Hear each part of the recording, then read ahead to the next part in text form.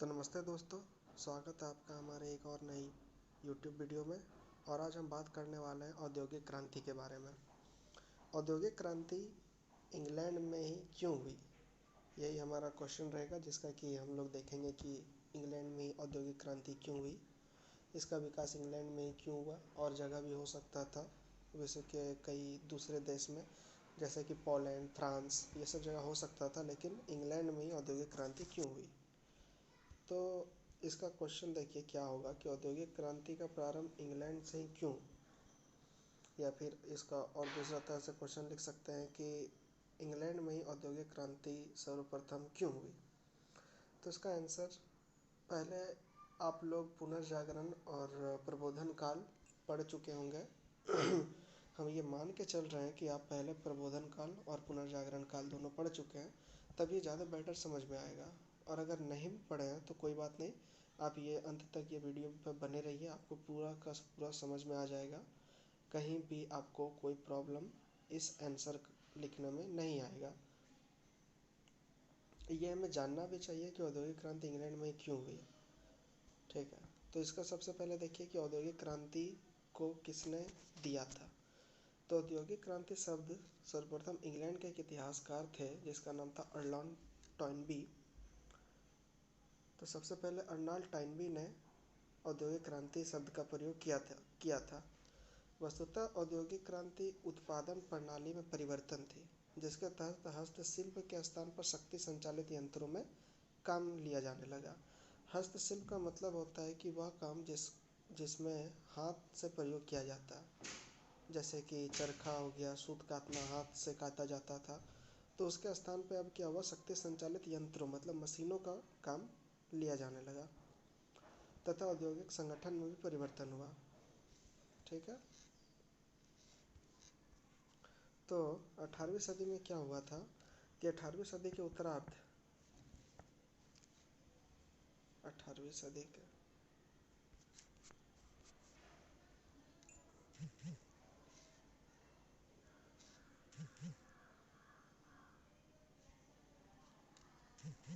18वीं सदी के उत्तरार्ध एवं 19वीं सदी में ब्रिटिश उद्योगों को अनेक महत्वपूर्ण एवं व्यापक परिवर्तन गुजरना पड़ा। इंग्लैंड में तभी बहुत सा कुछ हो रहा था, जैसे कि 1688 का क्रांति हुआ। फिर उस 1688 क्रांति से पूरा इंग्लैंड हिल चुका था, बहुत सारा परिवर्तन हो रहा था, जिसके कारण इन परिवर्तनों का सामूहिक रूप से औद्योगिक क्रांति कहा जाने लगा। वस्तुतः यह जो है आकस्मिक घटना नहीं थी, अचानक होने वाला यह घटना नहीं थी, अपितु विकास के सतत प्रक्रिया रही। यह एक बहुत दिन से चले आ रहे प्रक्रिया का परिणाम था औद्योगिक क्रांति। औद्योगिक क्रांति के अंतर्गत बहुत सारे परिवर्तन हुए, जैसे कि मानवीय श्रम के स्थान पर उत्पादन कार्य मशीनों से होने लगा। मशीन से होने लगा अथी सभी काम मशीन से किए जाने लगे। उत्पादन कार्य, कृषि क्षेत्र में नवीन ऊर्जा स्रोत का खोज किया गया। कोयला, पेट्रोलियम, विद्युत, वाष्प इंजन, ताप इंजन, इस सब का प्रयोग तभी होने लगा था। कारखाना प्रणाली के उद्भव और विकास के फलस्वरूप पूंजीवाद का उदय हुआ। कारखाना का तभी उदय हुआ जिसके फलस्वरूप पूंजीवाद का उदय हुआ। अब पूंजीवाद का उदय होने पर पूंजी रहेगा, पूंजी जिसके पास रहेगा वो पूंजी संचय करेगा, तो वो पूंजी संचय होने लगा था। ठीक है, पूंजी संचय करने लगा था। अब जाहिर सी बात है, जिसके पास पूंजी होगा वो पूंजी संचय तो करेगा ही। तो पूंजी के बारे में वेल्थ ऑफ नेशन लिखा गया था। लाइन क्यों कट गया यार।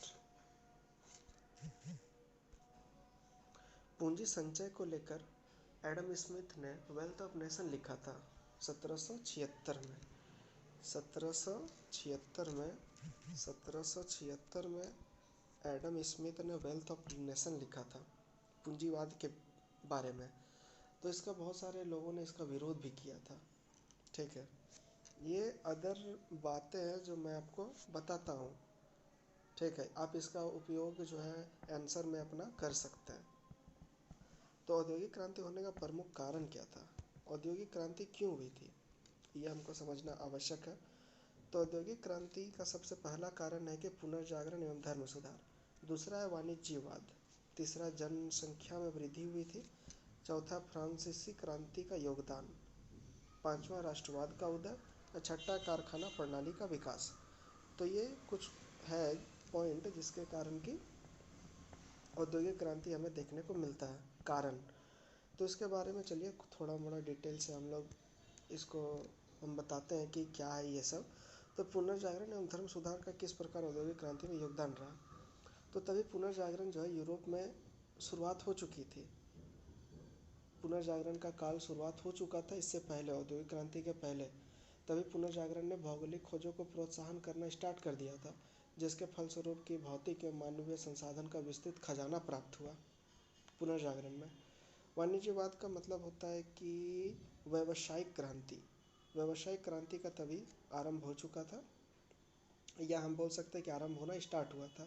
इससे क्या हुआ कि अधिक धन संपदा देखने को मिलता है। इस सब के बारे में ज़्यादा डिटेल से नहीं बताएंगे क्योंकि वीडियो बहुत ही ज़्यादा लंबा हो जाएगा।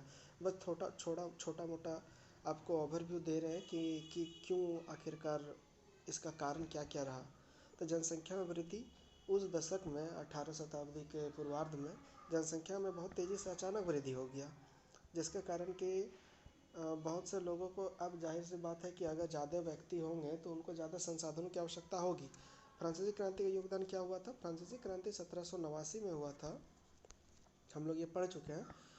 तो इसमें 3 शब्द जो था, लोकतंत्र, स्वतंत्रता, समानता और बंधुत्व का भावना पूरे यूरोप में फैल चुका था। तो इसके कारण सभी को अपना हक का करना चाह रहे थे। तो सभी ने कारखाना बैठाना शुरू कर दिया, जो उसको जहाँ से धन अर्जित करने का मौका मिल रहा था वो कर रहे थे। तो राष्ट्रवाद का उदय, उस समय यूरोप में राष्ट्रवाद का भी उदय हो चुका था। 19वीं सदी में राष्ट्रवाद का भावना प्रखर रूप से सामने आ गई थी और यह विज्ञान एवं तकनीकी क्षेत्र में उपलब्धियां प्राप्त की थी। जब इंग्लैंड में औद्योगिक क्रांति हुई और उसने यूरोप में अपनी सर्वोच्चता स्थापित की, तो यूरोप को अन्य राज्य राष्ट्रवादी भावना से प्रेरित होकर औद्योगिक विकास के कार्य में लग गए थे। कारखाना प्रणाली का विकास, बताया कि उस सदी में कारखाना का निर्माण होना स्टार्ट हुआ था, बहुत से कारखाना स्थापित किए गए थे। तो अब हमें देखना है कि सभी देशों से औद्योगिक क्रांति इंग्लैंड में सबसे पहले क्यों हुई, जबकि हॉलैंड जैसे देश जो है भौगोलिक खोजों एवं व्यापार वाणिज्यों के लिए अग्रणी थे। हॉलैंड में भौगोलिक खोज बहुत ही व्यापक था, जैसे कि वहाँ पे फिर भी वहाँ औद्योगिक क्रांति की शुरुआत नहीं हुई। इसी प्रकार फ्रांस जो है, फ्रांस का उद्योग एवं व्यापार इंग्लैंड से बढ़ा हुआ था, जबकि इसका जनसंख्या भी फ्रांस की जनसंख्या भी इंग्लैंड से 3 गुनी थी। लेकिन फिर भी हम देखते हैं कि इंग्लैंड में ही ये क्रांति देखने को मिलती है। इसके पास रेशम के पटसन, कोयला, लोहा, प्रचुर साधन थे। किसके पास? फ्रांस के पास। लेकिन फिर भी ये क्रांति जो भी, इसका सूत्रपात इंग्लैंड में हुआ। इंग्लैंड में क्यों हुआ? तो इंग्लैंड में निम्नलिखित बिंदु के तहत हम देखेंगे कि इंग्लैंड में ही इसका क्यों हुआ था। ठीक है, तो सबसे पहला पॉइंट आता है कि अनुकूल राजनीतिक वातावरण। अब हम लोग पढ़ने वाले हैं कि इंग्लैंड में औद्योगिक क्रांति सबसे पहले क्यों हुई थी। तो इसको पॉइंट बाय पॉइंट हम लोग डील करेंगे, 7-8 पॉइंट में हम लोग डील करने वाले हैं। तो इसमें सबसे पहला कारण है कि अनुकूल राजनीतिक वातावरण। तो यूरोप के अन्य देशों की तुलना में इंग्लैंड का राजनीतिक वातावरण औद्योगिक क्रांति के लिए अच्छा था। औद्योगिक क्रांति के लिए वातावरण बहुत अच्छा था इंग्लैंड में। ठीक है ना। 1688 ईस्वी के गौरवशाली क्रांति के बाद ब्रिटेन में संसदीय प्रजातंत्र मजबूती के साथ स्थापित हुआ। 1688 में इंग्लैंड में क्रांति हुई, जिसको कि वैभवपूर्ण क्रांति कहा जाता है। इसके बारे में मैंने आपको एक वीडियो बना दिया है। अगर किसी को 1688 क्रांति को समझने में दिक्कत आ रहा तो आई बटन में मैं ये 1688 क्रांति का लिंक दे दूंगा, आप अच्छा से ये वीडियो को देख सकते हैं और 1688 क्रांति पूरा रूप से समझ में आ जाएगा। तो आगे बढ़ते हैं कि 1688 में क्रांति हुई थी जिससे कि संसदीय प्रजातंत्र मजबूत हो गया था। यह क्रांति हुई ही थी कि संसद और राजा के बीच में कौन प्रभुत्वशाली है, इसको दर्शाने के लिए। तो वातावरण राजनीतिक अधिकार प्राप्त है, इससे व्यापारिक गतिविधियों को बढ़ावा मिला। अब प्रजातंत्र आएगा तो वैसा ही काम होगा जो जनता के हित में होगा। ठीक है, तो पहला पॉइंट ये था। दूसरा पॉइंट हम देखते हैं कि भौगोलिक स्थिति। इंग्लैंड की भौगोलिक स्थिति ऐसी थी कि इंग्लैंड की भौगोलिक स्थिति एकदम वातावरण के अनुकूल थी, औद्योगिक क्रांति के अनुकूल थी। इंग्लैंड के अनुकूल भौगोलिक स्थिति औद्योगिक क्रांति में सहायक सिद्ध हुआ। कैसे हुआ सहायक सिद्ध? तो वो चारों ओर से समुद्र से घिरा हुआ था। इसीलिए वहाँ पे जो है प्राकृतिक बंदरगाह उपलब्ध थे। प्राकृतिक बंदरगाह उपलब्ध होने के कारण वहाँ पे आवागमन की सुविधा बहुत अच्छा से हो गया। व्यापार आते थे, व्यापारियाँ आते थे, और वहाँ पे नाव से इधर उधर सामान को लाना ले जाना होता था। फलतः क्या हुआ, व्यापारिक आवागमन में सुविधा होगी तथा परिवहन की सस्ती और अच्छी सुविधा प्राप्त होगी। और अगर हम लोगों को पैसा खर्च करने की आवश्यकता नहीं है बंदरगाह पे, तो सस्ता हुआ ना। अनुकूल परिवहन सुविधा औद्योगिक क्रांति का प्रेरक तत्व बन गया। इंग्लैंड की नम जलवायु कपड़ा उद्योग के लिए उपयुक्त थी। तो ये 2 पॉइंट उम्मीद करते हैं कि दोनों पॉइंट समझ में आ गया होगा। पहला था कि अनुकूल राजनीतिक वातावरण, दूसरा था भौगोलिक स्थिति। अब तीसरा पॉइंट के बारे में हम लोग देखते हैं कि तीसरा पॉइंट क्या था। तीसरा पॉइंट था कि सुदृढ़ नौसैनिक शक्ति। आपको इस वीडियो में कहीं भी कोई भी प्रॉब्लम आए तो आप कमेंट करके बता दीजिए, मैं आपको वो फिर से आपको जहाँ तक संभव हो बता दूंगा।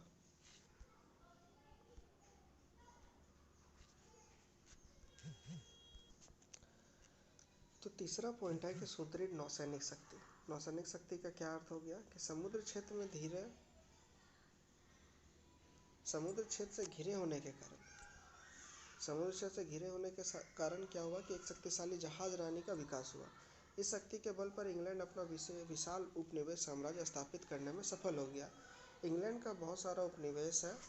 उपनिवेश मतलब कि इंग्लैंड का तभी हक हुआ करता था उस समय।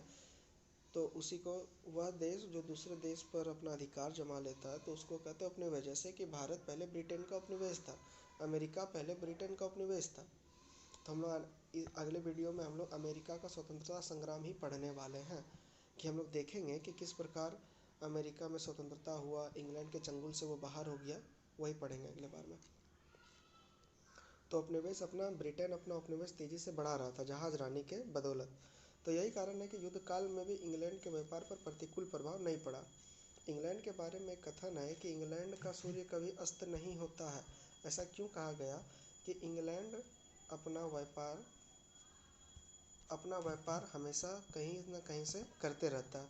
उसको कोई फ़र्क नहीं पड़ता है कि एक एक देश अगर उसका पीछे छोड़ देता है तो वो दूसरा देश से सहारा ले लेता है, क्योंकि उसका बहुत सारा उपनिवेश था। चौथा नंबर पॉइंट आता है कि प्राकृतिक संसाधन की प्रचुरता।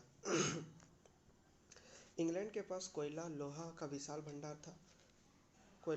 लोहा का विशाल भंडार था, जो कि औद्योगिक क्रांति का आधारभूत संरचना है। आधारभूत तत्व होता ही है, आधारभूत तत्व है ये कोयला और लोहा। कारखाना को बनाने में इसका आवश्यकता पड़ता है। इन दोनों खनिजों ने इंग्लैंड में औद्योगिक क्रांति का तीव्रता प्रदान कर दिया। जाहिर सी बात है, तीव्रता प्रदान करेगा ही, दोनों तत्व है वहाँ पे उपलब्ध। पांचवा नंबर पॉइंट आता है कृषि क्रांति। इंग्लैंड में औद्योगिक क्रांति से पूर्व 16वीं-17वीं शताब्दी में कृषि क्रांति हो चुका था। कृषि का नया आविष्कार हो चुके थे। बाद में कृषि क्षेत्र में महत्वपूर्ण तकनीकी परिवर्तन हुए। इसके अंतर्गत बड़े बड़े फार्म स्थापित हुए और नवीन कृषि का स्थापना हुआ। नवीन कृषि यंत्रों एवं विधि का उपयोग हुआ, जिससे पूंजी संचय हुआ तो पूंजीपति वर्ग का उदय हुआ। औद्योगिक क्षेत्र में निवेश किया गया। पूंजी का जब संचय होगा तो वो औद्योगिक क्षेत्र में भी निवेश होगा।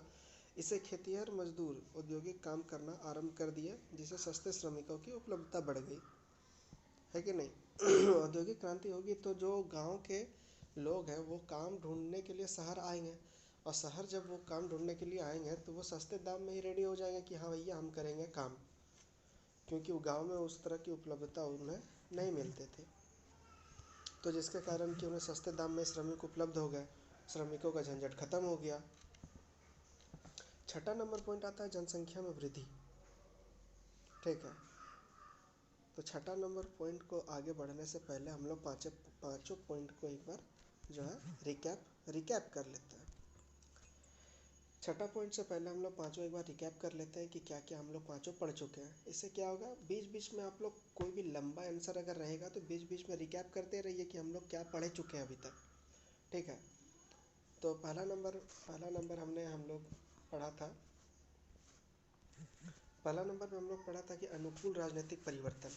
तो अनुकूल राजनीतिक परिवर्तन में देखे थे कि 1688 क्रांति के बाद वहाँ पे बहुत सारा परिवर्तन होना स्टार्ट हुआ, सभी लोग को अधिकार प्राप्त हुआ, संसद जीत गया था। तो उसके बाद वहाँ पे औद्योगिक क्रांति प्रबल होने लगी धीरे धीरे करके।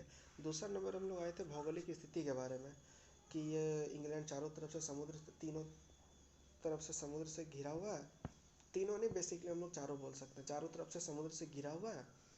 तो वहाँ पर यातायात की सुविधा आराम से उपलब्ध हो गया, प्राकृतिक बंदरगाह उपलब्ध हो गया जहाँ से सामान का आवागमन के लिए सुविधा प्राप्त हो गया, जो सस्ता दाम में ही इधर उधर आने जाने लगा था सामान सब।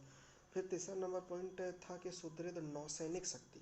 नौसैनिक शक्ति, तभी इंग्लैंड में जहाज़रानी का विकास हुआ। जैसे क्या हुआ कि इंग्लैंड अपना उपनिवेश बढ़ाना स्टार्ट कर दिया था। उपनिवेश बढ़ाने के कारण वो उसका चारों तरफ उसका बढ़ चुका था, प्रभुत्व बोल सकते हैं कि प्रभुत्व चारों तरफ बढ़ चुका था, अब सभी पर अपना कब्जा कर रहा था। जैसे कि उसका संपत्ति में भी थोड़ा इजाफा हो रहा था। चौथा नंबर हम लोग देखे थे कि कृषि परिवर्तन। कृषि क्रांति 16 17 शताब्दी में आरंभ हो चुका था। क्रांति में बहुत सारे नए परिवर्तन देखने को मिले, जैसे कि संपत्ति, धन संपदा का ज़्यादा पैमाने पे संचय होने लगा, जिसको कि औद्योगिक विकास में इसका उपयोग किया जाने लगा। तो यहाँ तक अभी हम लोग 5 पॉइंट डील कर चुके हैं। तो छठा पॉइंट आता है जनसंख्या वृद्धि। जनसंख्या वृद्धि कैसे उपयोगी रहा, कि जनसंख्या वृद्धि में क्या हुआ, 1740 के दशक में ब्रिटेन में जनसंख्या में तीव्र वृद्धि हुई। तीव्र वृद्धि हुई जनसंख्या में। इस वृद्धि ने वस्तुओं की मांग में को बढ़ोतरी कर दिया। इसकी पूर्ति इंग्लैंड ने किया और उससे क्या हुआ कि उन्नत विकास, उन्नत आविष्कार बना। अब जो चीज़ का मांग बढ़ेगा उसका विकास तो होना ही है, ये तो तय है। तो वही हुआ, इंग्लैंड में जनसंख्या वृद्धि हुई, बहुत से चीज़ों का मांग बढ़ा और इंग्लैंड उसको पूरा करने में सामर्थ्य था, सक्षम था। तो उसने नए नए चीज़ों का विकास करना स्टार्ट कर दिया। सातवां नंबर पॉइंट की बात करते हैं, तो सातवां नंबर पॉइंट है कि इंग्लैंड में औपनिवेशिक विस्तार। सातवां है कि इंग्लैंड में औपनिवेशिक विस्तार। जैसा कि देखें कि इंग्लैंड अपना औपनिवेशिक विस्तार करना स्टार्ट कर चुका था, प्रारंभ कर चुका था। तो इंग्लैंड अपना विस्तृत औपनिवेश साम्राज्य स्थापित कर चुका था, कर रहा था। इससे इंग्लैंड के कच्चे माल के सुरक्षित तो किया ही जाता था, साथ साथ क्या होता था कि वो कच्चा माल के लिए उसको उपलब्ध बाजार प्राप्त हो जाता था, कि अगर हम बना लेते हैं कुछ माल को, तो बेचने वाला हमको कोई मिलेगा तो ना उसका वैल्यू होगा। अगर बेचने वाला ही नहीं मिलेगा तो क्या फ़ायदा उसको। अगर जैसे कि हम 100 बिस्किट अगर हम बनाते हैं, अगर उसको कोई खाने वाला ही नहीं है तो बिस्किट बना के फ़ायदा नहीं है ना, मेरा पैसा ही डूबेगा। 100 बिस्किट लास्ट में क्या होगा कि हमको खुद ही खाना पड़ेगा वो। लेकिन इंग्लैंड के साथ ऐसा नहीं था, उसने बहुत सारे उपनिवेश बना के रखे थे, इसलिए वो कच्चा माल से तैयार भी करता था और उसको बाजार भी मिल चुका था, बाजार भी प्राप्त हो गया था। कच्चा माल और बाजार की उपलब्धता ने पूंजीपतियों को उद्योग में धन लगाने के लिए प्रोत्साहित किया। अब जहाँ पे फ़ायदा होगा पूंजीपति लोग वहाँ पे धन लगाएंगे ही। तो यहाँ भी पूंजीपतियों ने धन लगाना आरंभ कर दिया था, जैसे कि बल मिला था औद्योगिक क्रांति को। औद्योगिक क्रांति को जैसे कि बल मिला था, जहाँ पे पूंजीपति लोग आएंगे वहाँ पे विकास होगा। हालांकि दूसरा तरह का विकास होता है भारत में, तो जो व्यापारी, बड़े बड़े व्यापारी हैं वो अपना ही में लगे हुए हैं। खैर उस बातों पे नहीं देखते हैं। आठवां नंबर पॉइंट है कि पूंजी की उपलब्धता। पूंजी की उपलब्धता, आठवां पॉइंट। औद्योगिक विकास के लिए पर्याप्त पूंजी की उपलब्धता आवश्यक होती है। भारत अमेरिका जैसे उपनिवेश के माध्यम से इंग्लैंड ने अत्यधिक धन के संचय कर लिया था। अब आप पाइएगा कि धन का बहुत बड़ा रोल रहा है औद्योगिक क्रांति में। और ये और एक कारण है कि दूसरे देशों में क्यों नहीं हो पाया, क्योंकि दूसरा देश में धन उतना था नहीं, क्योंकि दूसरा देश का उपनिवेश ज़्यादा था नहीं, ब्रिटेन का उपनिवेश बहुत अधिक था, इसलिए इसको धन का प्रॉब्लम ज़्यादा झेलने को नहीं मिला। तो अमेरिका उपनिवेश जैसे ये सब उपनिवेश था, इंग्लैंड में अत्यधिक धन का संचय हुआ। इस तरह पूंजी उपलब्धता ने इंग्लैंड की औद्योगिक क्रांति को संभव बना दिया था। सही बात है, धन रहेगा तो क्रांति होगी, धन रहेगा तो कुछ भी विकास करने का होगा वो विकास होगा ही। 9वां नंबर पॉइंट आता है कि वैज्ञानिक प्रगति एवं नए आविष्कार। उस समय क्या हुआ था कि इंग्लैंड में बहुत सारे नए नए आविष्कार खोजे गए थे, जैसे कि स्पेनिंग जेनी, फ्लाइंग शटल, फिर रेल का विकास हो रहा था, फिर संचार का विकास हो रहा था। तो इंग्लैंड में तभी बहुत सारे विकास हो रहे थे। ब्रिटेन में वैज्ञानिक वातावरण अन्य देशों से अधिक उपयुक्त थी। भिन्न भिन्न देशों में उत्पन्न हुए वैज्ञानिक विचारों का सर्वप्रथम प्रयोग इंग्लैंड में ही हुआ था। तरह तरह के विकास जो हुआ था इंग्लैंड ने ही किया था, फलतः इंग्लैंड औद्योगिक क्रांति में थोड़ा आगे निकल गया, बाकी देश पीछे रह गए, है कि नहीं। इसका नेता बन के इंग्लैंड इसका नेता बन के सामने आया। तो ये सब विभिन्न क्षेत्रों में क्या क्या आविष्कार हुए, इस पे हम लोग एक नज़र डाल लेते हैं। सबसे पहले देखेंगे कि हम लोग वस्त्र उद्योग में किस तरह का विकास हुआ, आविष्कार हुआ। तो 1733 ईस्वी में जॉन के, नाम याद रखिएगा, ये सब क्या होता है कि आपका आंसर को मजबूत बना देगा। जॉन के नामक एक व्यक्ति ने फ्लाइंग शटल नामक कपड़ा बुनने का मशीन का आविष्कार किया। फ्लाइंग शटल, जिससे क्या हुआ था, जिससे कपड़ा बुनाई में तेजी आ गई, और इस आविष्कार ने जिससे कपड़ा बुनने में आसानी होने लगी, सूत काटने में बढ़ोतरी होगी, जिसका पूर्ति करने के लिए जेम्स हरग्रीव्ज ने 1764 जेम्स हरग्रीव्ज ने स्पिनिंग जेनी नामक ऐसे चरखे का आविष्कार की जिसके माध्यम से पहले से 8 गुना सूत काटा जा सकता था। समझ रहे हैं, 8 गुना। पहले यदि एक सूत काटा जाता तो अब 8 सूत काटा जाता। इतना भयानक आविष्कार हुआ था। कौन किया था? जेम्स हरग्रीव्ज ने, स्पिनिंग जेनी। अब उसके बाद क्या हुआ था कि वाटर फ्रेम का आविष्कार किया गया 1769 में रिचर्ड आर्कराइट द्वारा। इन आविष्कारों ने वस्त्र उद्योग में क्रांति सी आ गई। अब जाहिर सी बात है, पहले अगर 100 कपड़ा हम उत्पाद करते हैं, अचानक हम 1000 कपड़ा उत्पाद करने लगे तो क्रांति तो हो गई, ज़्यादा मांग बढ़ेगा ही। सबको ये पसंद भी आया, बहुत से लोगों ने इसका मांग भी किया। दूसरा नंबर आता है कि बी नंबर में आता है लोहे एवं कोयला उद्योग। पहले लोहा और कोयला को गलाने में बहुत ही मेहनत लगता था। लोहा को गलाने में बहुत मेहनत लगता था, तभी बड़े बड़े पेड़ के लट्ठे को काटा जाता था, उसको एक स्थान से दूसरे स्थान लाया जाता था, बहुत परेशानी होता था, बहुत धन का भी खर्च होता था। तो क्या हुआ कि मशीनों एवं यंत्रों के निर्माण में लोहा और इस्पात की भूमिका बहुत महत्वपूर्ण होती है। सही बात है, महत्वपूर्ण तो होती है, और इस क्षेत्र में नए आविष्कारों और तकनीकी विकास ने औद्योगिक क्रांति को तीव्र कर दिया। अब लोहा को गलाना आसान और सस्ता हो गया। और एक बात है कि तभी इंग्लैंड में ऐसा सिस्टम अपने आप बन गया कि जहाँ पे गलाने का जहाँ पे स्थान है वहीं पे लोहा उपलब्ध हो गया, वहीं पे बड़ा बड़ा कोयला उपलब्ध हो गया, तो ज़्यादा माल ढोने में परेशानी नहीं होता था। एक स्थान से लोहा को उठाता था, जहाँ पे गलाने का होता था बगल में ही, अगल बगल ही उन लोग का काम हो जाता था, इसीलिए सस्ता पड़ा और समय का भी बहुत ज़्यादा बचत हुआ। तो 18वीं शताब्दी में अब्राहम डर्बी और जॉन रॉस ने पत्थर के कोयले का उपयोग का सूत्रपात किया। 1815 में हेम्फ्री डेवी, ये हम लोग पढ़े होंगे, हेम्फ्री डेवी ने सेफ्टी लैम्प का आविष्कार किया, जिससे क्या हुआ कि खानों के भीतर काम करने में सुगमता हो गया, और जो रात में भी आप कोयला में काम कर सकते हैं, जिससे कि कोयला के उत्पादन में वृद्धि होने लगी। सी नंबर में आता है तो परिवहन क्षेत्र में नवीन आविष्कार होने लगे। कच्चा माल को ले जाने आने में क्या हुआ, परिवहन का, यातायात का साधन का बहुत बड़ा भूमिका है। तो तभी स्थल मार्ग के अलावा जल मार्ग का भी प्रयोग होने लगा परिवहन में। तभी बहुत से जल मार्गों का आविष्कार हुआ, दूरी 1/3 हो गई। साथ साथ वाष्प इंजन का भी प्रयोग किया गया। इंग्लैंड में सबसे पहले वाष्प इंजन का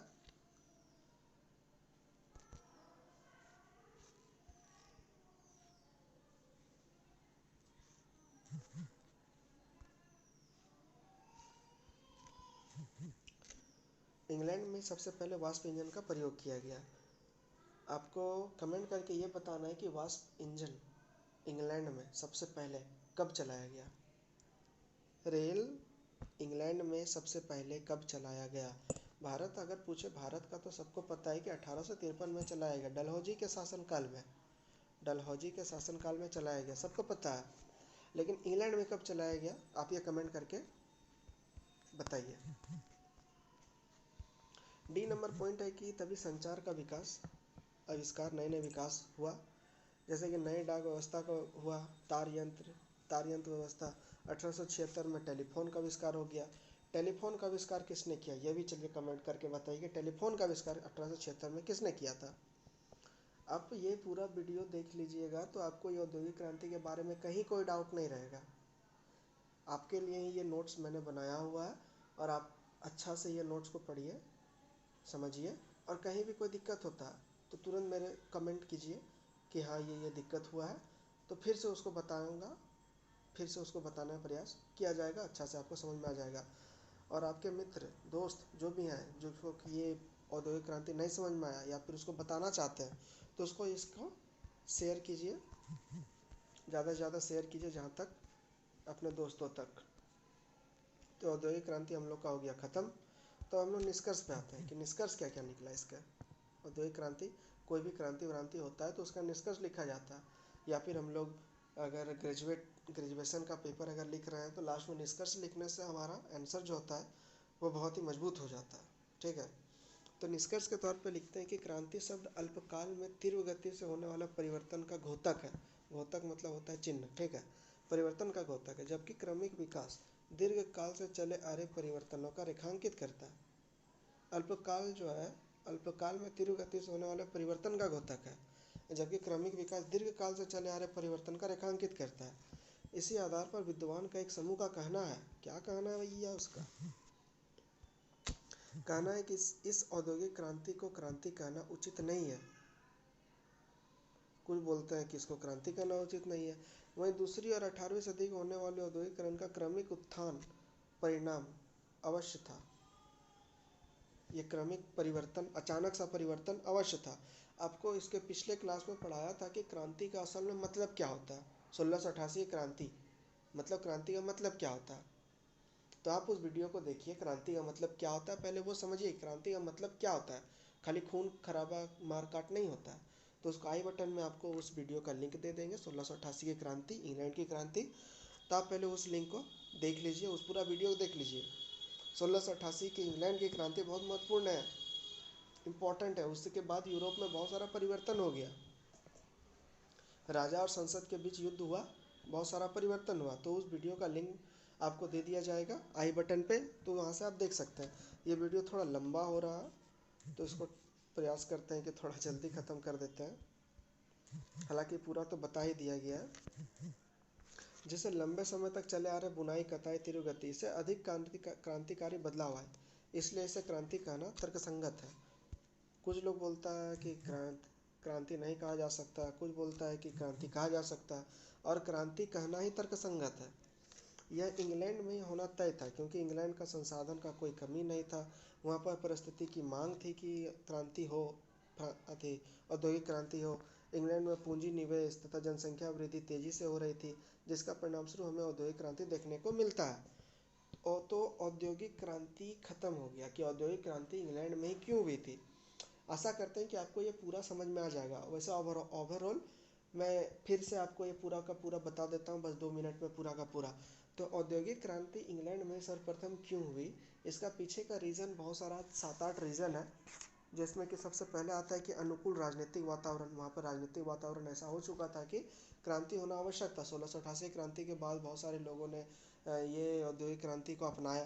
दूसरा कारण है कि भौगोलिक स्थिति, वहाँ पे इंग्लैंड चारों तरफ से पानी से घिरा हुआ था, तो वहाँ पर यातायात के साधन बनना स्टार्ट हो गया था, प्राकृतिक बंदरगाह बनना स्टार्ट हो गया था। तीसरा, सुदृढ़ नौसैनिक शक्ति। वहाँ पर इंग्लैंड ने अपना जहाज़रानी का विकास किया, बहुत सारे नए नए उपनिवेश तैयार किए, जिसके कारण कि यातायात की सुविधा सुगमता होगी। प्राकृतिक संसाधन की प्रचुरता, वहाँ पर कोयला का प्रचुरता मिला, वहाँ पे और खनिज की प्रचुरता मिला, लोहे का प्रचुरता मिला। तो इसीलिए वहाँ पे खनिज सब होने के कारण औद्योगिक क्रांति पर बल दिया गया, बल मिला। उसके बाद आता है कि कृषि क्रांति। कृषि क्रांति औद्योगिक क्रांति से पूर्व हो चुका था, बहुत सारे नए नए कृषि पर विकास हो चुके थे। दूसरा पॉइंट, अगला पॉइंट आता है कि जनसंख्या में वृद्धि। 1740 के दशक में जनसंख्या में अचानक परिवर्तन हो गया। लोगों ने बहुत सारे नए नए तकनीकों का मांग किया, जिसको कि इंग्लैंड पूर्ति करने में सक्षम हुआ। इंग्लैंड ने उसे पूरा किया। फिर अगला पॉइंट आता है कि इंग्लैंड का औपनिवेशिक विस्तार। इंग्लैंड ने, जैसे कि बताया कि इंग्लैंड में बहुत सारा औपनिवेशिक विस्तार होना स्टार्ट हो गया था इधर उधर। इसीलिए इंग्लैंड में बोला जाता है कि इंग्लैंड का सूर्य कभी अस्त नहीं होता है, क्योंकि वो व्यापार इधर उधर से हमेशा करते रहता है, उसका बहुत सारा उपनिवेश है। अगला पॉइंट है कि पूंजी की उपलब्धता, वहाँ पे पूंजी बहुत अधिक मात्रा में उपलब्ध था, जिसके कारण कि सभी पूंजी को औद्योगिक विकास करने में लगा दिया गया। सस्ते श्रमिक उपलब्ध हो गए, जो कि औद्योगिक क्रांति में महत्वपूर्ण भूमिका श्रमिक का रहा। फिर आता है वैज्ञानिक प्रगति एवं नए आविष्कार, बहुत सारे नए नए आविष्कार किए गए। वस्त्र उद्योग में आविष्कार, लोहा कोयला में आविष्कार, परिवहन क्षेत्र में आविष्कार, संचार में आविष्कार, स्पिनिंग जेनी, फिर वाटर फ्रेम, ये सब का आविष्कार किया गया। फिर परिवहन में रेल इंजन, और संचार में टेलीफोन तार, ये सब का आविष्कार होने पर देखा गया कि औद्योगिक क्रांति इंग्लैंड में ही हुआ, क्योंकि अनुकूल परिवर्तन वो बन चुका था। ये वीडियो बहुत ही लंबा हो गया है, तो हम उम्मीद करते हैं कि आपको ये पूरा का पूरा कॉन्सेप्ट अच्छा से समझ में आ गया होगा कि इंग्लैंड में ही औद्योगिक क्रांति क्यों हुई। ठीक है, तो आप इसको अच्छे से पढ़ लीजिएगा, समझ लीजिएगा। कहीं भी कोई दिक्कत हो तो आप कमेंट करके एकदम निस्संदेह पूछ सकते हैं। और अगर ये वीडियो अच्छा लगा है तो आप इस चैनल को सब्सक्राइब कीजिए, वीडियो को लाइक कीजिए, और अगर पसंद नहीं आया तो वीडियो को डिसलाइक कीजिए, और कमेंट करके बता सकते हैं कि क्या अच्छा नहीं लगा, इसमें क्या सुधार किया जा सकता है। ठीक है, पूरा का पूरा अच्छे से आपको समझा दिया गया है। आप उम्मीद करते हैं कि आप अच्छे से इसको लिख सकते हैं। अगर एग्ज़ाम में आ गया या किसी ने पूछ लिया या किसी को बताना हो तो आप अच्छे से उसको कर सकते हैं। तो नेक्स्ट क्लास में हम लोग पढ़ेंगे अमेरिका का स्वतंत्रता संग्राम। अमेरिका किस प्रकार स्वतंत्रता प्राप्त किया 1776 में, वो भी ब्रिटेन का उपनिवेश था। तो ये सब बात हम लोग नेक्स्ट क्लास में करेंगे। ठीक है, तब तक के लिए जय हिंद।